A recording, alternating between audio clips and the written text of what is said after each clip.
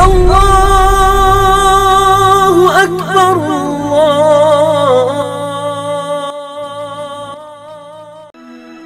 خير رسول الله فاختار الرفيق الأعلى من الجنة. حفظ رسول الله.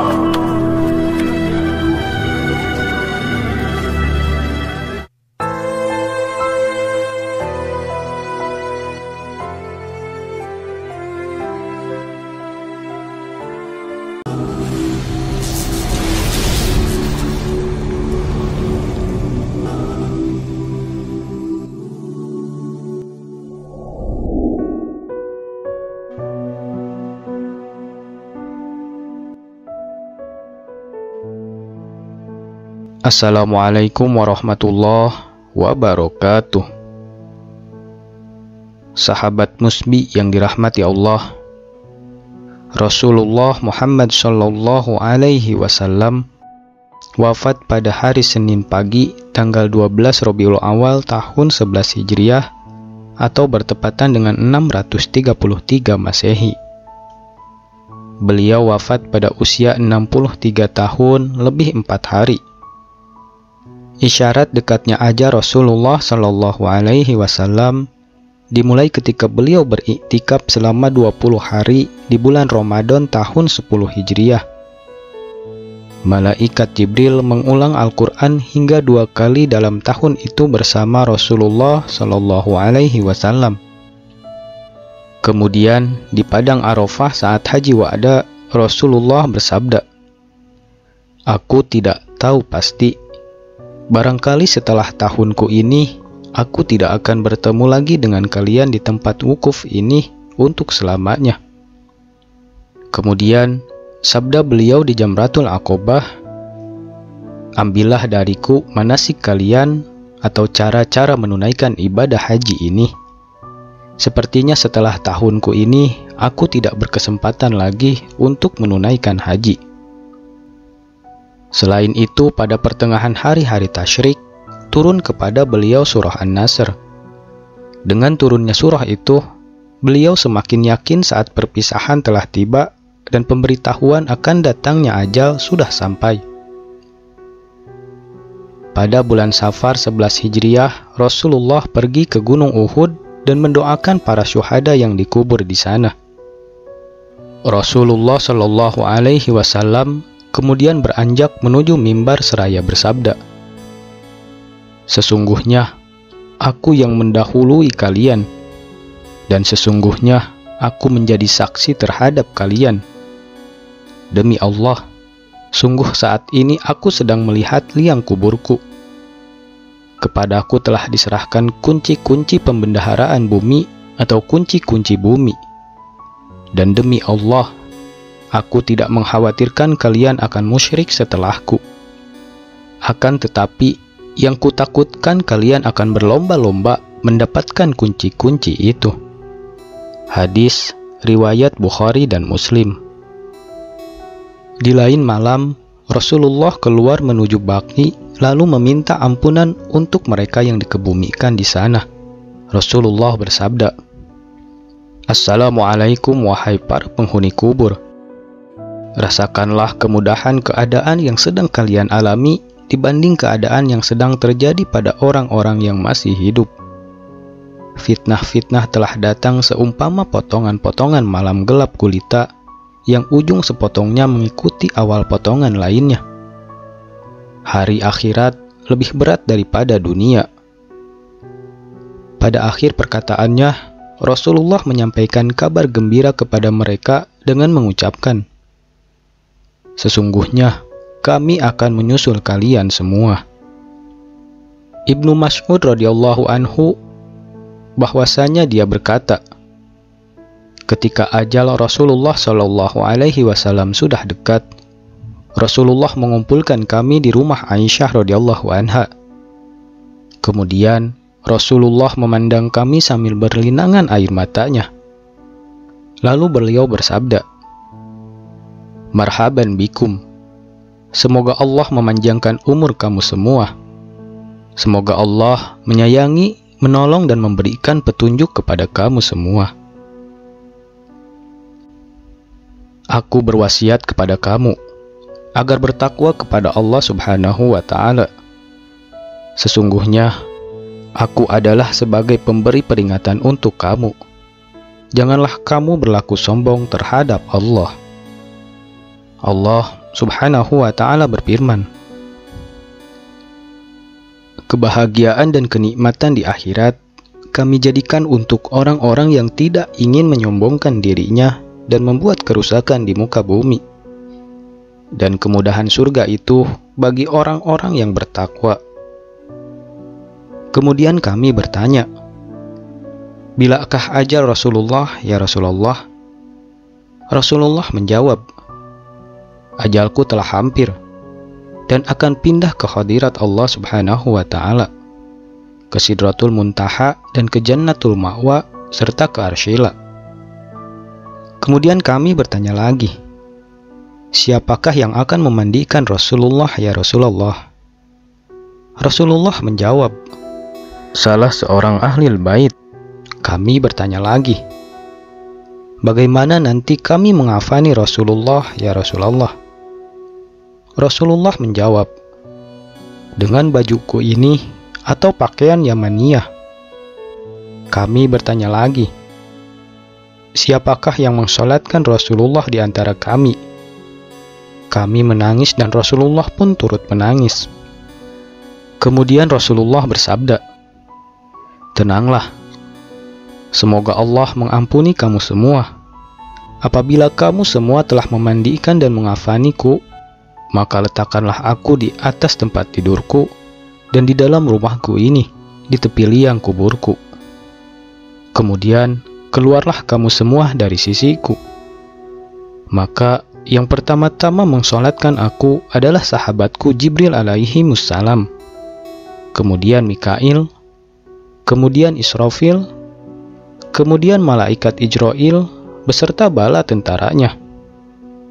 Kemudian masuklah kamu dengan sebaik-baiknya, dan hendaklah yang mulai sholat adalah kaum lelaki dari pihak keluargaku, kemudian yang wanita-wanitanya, dan kemudian kamu semua.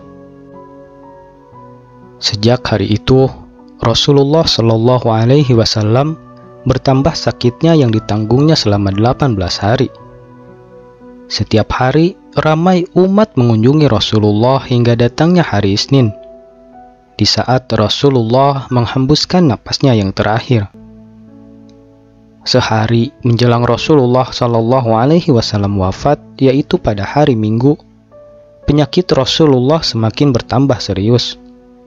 Pada hari itu, setelah Bilal bin Rabah selesai mengumandangkan azannya, dia berdiri di depan pintu rumah Rasulullah, kemudian memberi salam, Assalamualaikum ya Rasulullah.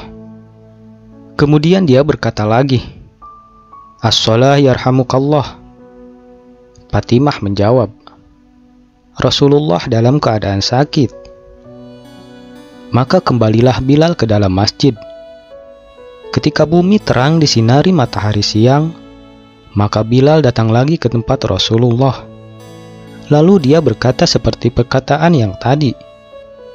Kemudian Rasulullah Shallallahu Alaihi Wasallam memanggilnya dan menyuruh dia masuk. Setelah Bilal bin Rabah masuk, Rasulullah bersabda, saya sekarang berada dalam keadaan sakit. Wahai Bilal, kamu perintahkan saja agar Abu Bakar menjadi imam dalam sholat. Maka keluarlah Bilal sambil meletakkan tangan di atas kepalanya sambil berkata, aduhai, alangkah baiknya bila aku tidak dilahirkan ibuku. Kemudian dia memasuki masjid dan memberitahu Abu Bakar agar beliau menjadi imam dalam sholat tersebut. Ketika Abu Bakar melihat ke tempat Rasulullah Shallallahu Alaihi Wasallam yang kosong, sebagai seorang lelaki yang lemah lembut, dia tidak dapat menahan perasaannya lagi. Lalu dia menjerit dan akhirnya pingsan. Orang-orang yang berada di dalam masjid menjadi bising sehingga terdengar oleh Rasulullah Shallallahu Alaihi Wasallam. Kemudian Rasulullah bertanya, wahai Fatimah, suara apakah yang bising itu? Fatimah menjawab, orang-orang menjadi bising dan bingung karena Rasulullah tidak ada bersama mereka. Kemudian Rasulullah memanggil Ali bin Abi Thalib dan Abbas sambil dibimbing oleh mereka berdua. Maka Rasulullah berjalan menuju ke masjid. Rasulullah sholat 2 rakaat.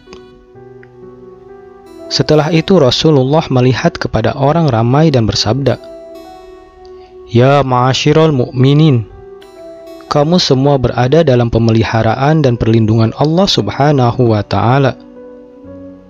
Sesungguhnya Dia adalah penggantiku atas kamu semua setelah aku tiada. Aku berwasiat kepada kamu semua agar bertakwa kepada Allah Subhanahu wa Ta'ala, karena aku akan meninggalkan dunia yang fana ini. Hari ini adalah hari pertama aku memasuki alam akhirat, dan sebagai hari terakhirku berada di dalam dunia ini." Sesudah sholat subuh, umat Islam melihat Rasulullah berangsur sehat. Panglima Usama bin Zaid mohon diri pada Rasulullah pergi berangkat melaksanakan tugas yang diberikan Rasulullah kepadanya. Setelah Nabi mengizinkan, berangkatlah Usamah ke tempat tentara Islam berkemah, dan sampailah Usamah di sana. Ketika Usamah asik menyiapkan dan mengatur siasat perang, tiba-tiba datanglah utusan dari Madinah membawa kabar duka wafatnya Rasulullah SAW. Mendengar kabar itu, Usamah menjadi bingung. Ia tak yakin akan wafatnya Rasulullah SAW. Karena tadi subuh ia dan para sahabat lainnya menyaksikan sendiri kesehatan Rasulullah yang semakin membaik. Dan beberapa jam kemudian, seorang utusan menyampaikan bahwa Rasulullah telah tiada. Tanpa berlama-lama, Usamah dan seluruh pasukan kembali ke Madinah untuk menemui yang terakhir kali kekasih tercinta yang tak akan mereka temui lagi selama-lamanya. Lalu pulanglah pasukan itu, dibungkus kesedihan yang mendalam dan duka membalut sepanjang perjalanan mereka. Esoknya, yaitu pada hari Senin, Allah mewahyukan kepada malaikat maut supaya turun ke bumi menemui Rasulullah SAW dengan berpakaian sebaik-baiknya. Allah menyuruh malaikat maut mencabut nyawa Rasulullah SAW dengan lemah lembut. Seandainya Rasulullah menyuruhnya masuk, maka dia boleh masuk. Tetapi jika Rasulullah tidak mengizinkannya, dia tidak boleh masuk dan hendaklah dia kembali saja. Maka turunlah malaikat maut untuk menunaikan perintah Allah Subhanahu wa Ta'ala. Dia menyamar sebagai seorang biasa.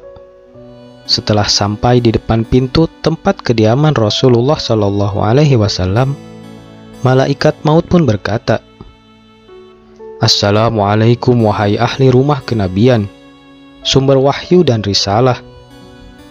Fatimah pun keluar menemuinya dan berkata kepada tamunya itu, "Wahai Abdullah, Rasulullah sekarang dalam keadaan sakit." Kemudian malaikat maut itu memberi salam lagi, "Assalamualaikum, bolehkah saya masuk?" Akhirnya Rasulullah SAW mendengar suara malaikat maut itu. Lalu Rasulullah bertanya kepada putrinya Fatimah, "Siapakah yang ada di muka pintu itu?" Fatimah menjawab, "Seorang lelaki memanggil Rasulullah. Saya katakan kepadanya bahwa Rasulullah dalam keadaan sakit. Kemudian dia memanggil sekali lagi dengan suara yang menggetarkan sukma. Rasulullah SAW bersabda, "Tahukah kamu siapa dia?" Fatimah menjawab, "Tidak, wahai Rasulullah." Lalu Rasulullah menjelaskan, "Wahai Fatimah, dia adalah pengusir kelejatan, pemutus keinginan, pemisah jamaah, dan yang meramaikan kubur." Kemudian Rasulullah bersabda, "Masuklah, wahai malaikat maut." Maka masuklah malaikat maut itu sambil mengucapkan, "Assalamualaikum ya Rasulullah." Rasulullah Shallallahu Alaihi Wasallam pun menjawab, "Waalaikumsalam ya malaikat maut. Engkau datang untuk berziarah atau untuk mencabut nyawaku?" Malaikat maut menjawab, "Saya datang untuk ziarah sekaligus mencabut nyawa. Jika Tuhan izinkan, akan saya lakukan. Tapi jika tidak, saya akan pulang." Rasulullah bertanya, "Wahai malaikat maut, di mana engkau tinggalkan Jibril?" Jawab malaikat maut, "Saya tinggalkan dia di langit dunia." Baru saja malaikat maut selesai bicara, tiba-tiba Jibril datang lalu duduk di samping Rasulullah Shallallahu Alaihi Wasallam.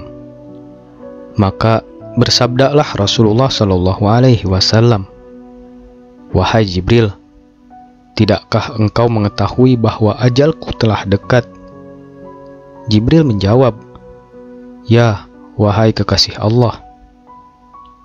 Seterusnya Rasulullah bersabda, "Beritahu kepadaku wahai Jibril, apakah yang telah disediakan Allah untukku di sisinya?"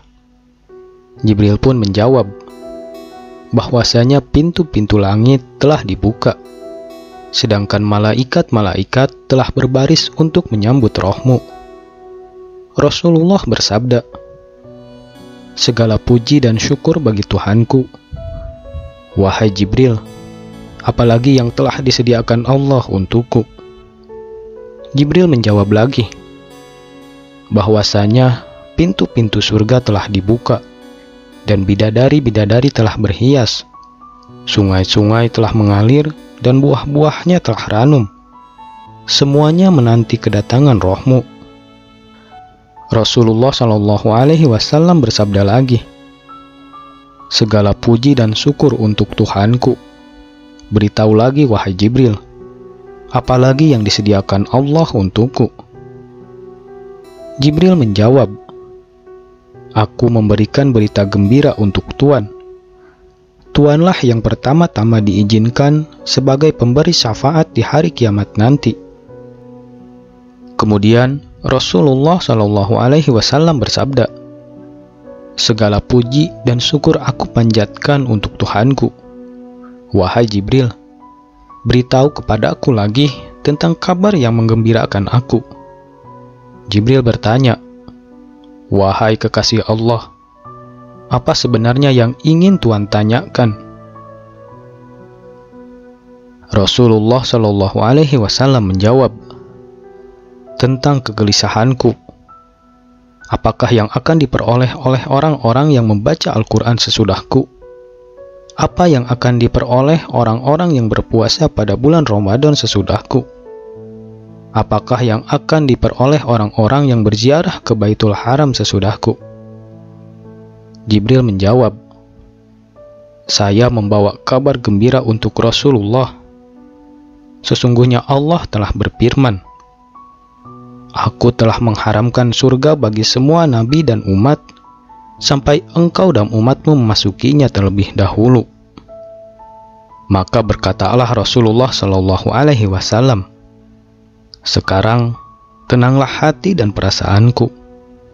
Wahai malaikat maut, dekatlah kepadaku."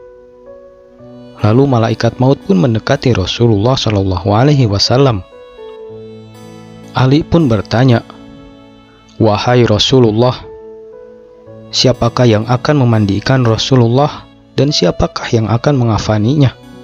Rasulullah Shallallahu Alaihi Wasallam pun menjawab, "Adapun yang memandikan aku adalah engkau wahai Ali.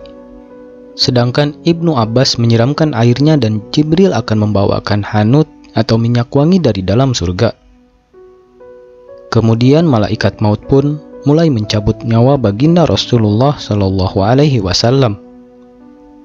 Ketika roh Rasulullah sampai di pusat perut, Rasulullah pun berkata, "Wahai Jibril, alangkah pedihnya maut." Mendengar ucapan Rasulullah itu, Jibril memalingkan wajahnya. Lalu Rasulullah bertanya, "Wahai Jibril, apakah engkau tidak suka memandang wajahku?" Jibril menjawab, "Wahai kekasih Allah, siapakah yang sanggup melihat muka Rasulullah, sedangkan Rasulullah sedang merasakan sakitnya maut?" Akhirnya, roh yang mulia itu meninggalkan jasad Rasulullah Shallallahu Alaihi Wasallam. Maka wafatlah manusia paling mulia itu pada usia 63 tahun. Semoga Allah senantiasa mencurahkan salawatnya kepada baginda Nabi Muhammad Rasulullah Shallallahu Alaihi Wasallam, memuliakannya dan mengagungkannya. Amin ya Rabbal Alamin. Wallahu alam bisawab. Wassalamualaikum warahmatullahi wabarakatuh.